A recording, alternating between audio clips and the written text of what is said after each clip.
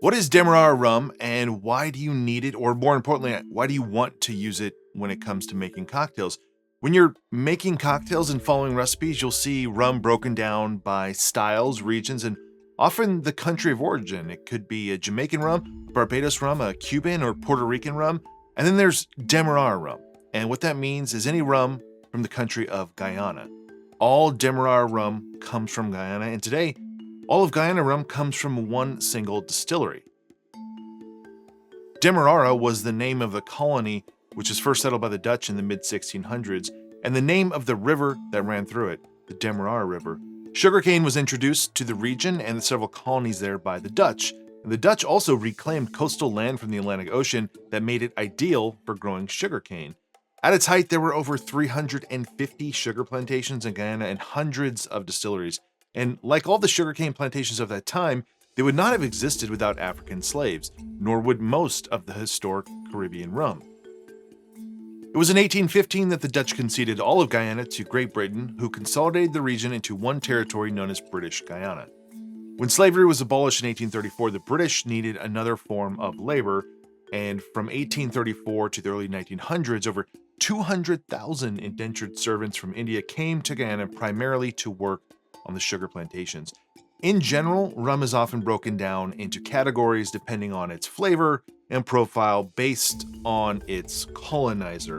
And in the case of the English style of rum, we associate with Guyana rum made from molasses, traditionally using pot stills, even though today calm stills are often used in this English style of rum. The sole distillery left today in Guyana is the Diamond Distillery, which is owned and operated by Demerara Distillers.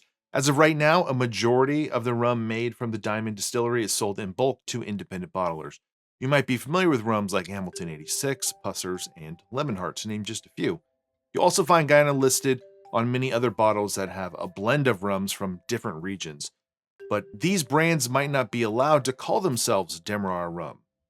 Demerara distillers, as well as other distilleries elsewhere, may limit what an independent bottler can say on their labels or in marketing.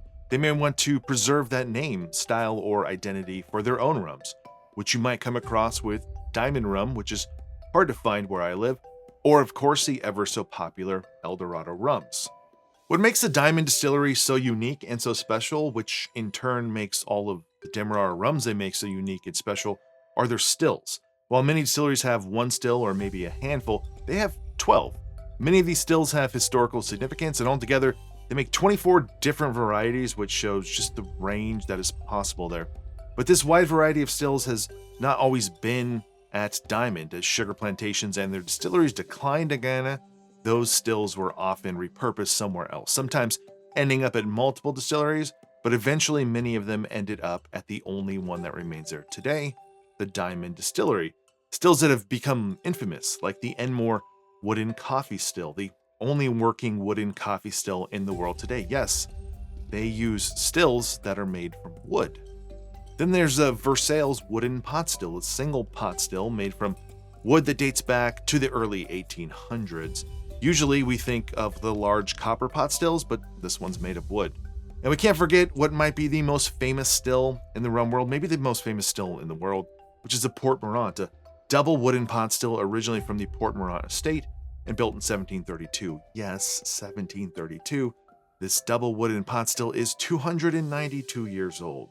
It's these unique stills, the heritage stills, as well as the 9 other ones, including the Diamond Hyester pot still, that allow them to make such unique rums and such a broad range of rums. Demerara rum is more than just a region or style of rum because of where it's made. Its uniqueness also comes from its flavor, which no one else really does. When it comes to the flavor profile of Demerara rums, you often hear tasting notes of brown sugar, molasses, tobacco, leather, dark fruits, caramel or caramel, and chocolate, just to name a few of them. But they are not universally the same, even if they're coming from the same distillery. While they can carry some of the same underlying flavors, they can and do taste significantly different from each other. When it comes to the marks at Diamond, there are over 20 different marks, but what is interesting about almost all of that is that basically all of the rum that they make there is made using the same wash. This is a fermentation liquid that goes into the still, which means You can get a wide variety of rum depending on the individual still it is distilled on, and then the blending and of course the aging, which takes place later. So that's just a quick overview of Demerara Rum, what it is, what makes it unique, different, and special. And this is one of those styles of rum that is just a must-have when making cocktails. You might make cocktails, and when it calls for a gold rum, you use something like a Puerto Rican rum or a Barbados rum. You might use cachaça, agricoles, and some of the Hawaiian rums interchangeably. But when it comes to recipes that call for Demerara rum, there's no alternative. There's just really no substitution. And my favorite Demerara rum, well, it's expensive. And I wish it wasn't, but we only live once. But on the opposite end of the price spectrum is one of my other favorite rums. This also just works so well in cocktails. When it comes to these two, the one that actually has the more funky aroma is not the one that you think it is.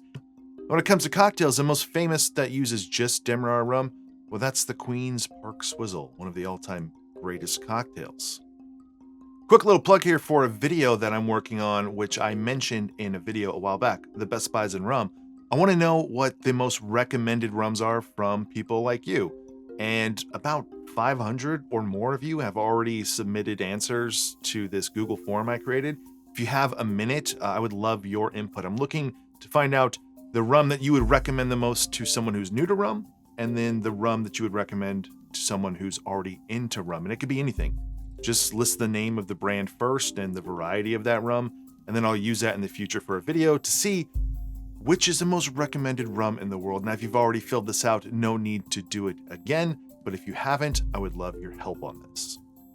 A shout out to some of the sources for this video. First, the internet, and mainly from El Dorado, and a couple academic research papers I found on Guyana and its history.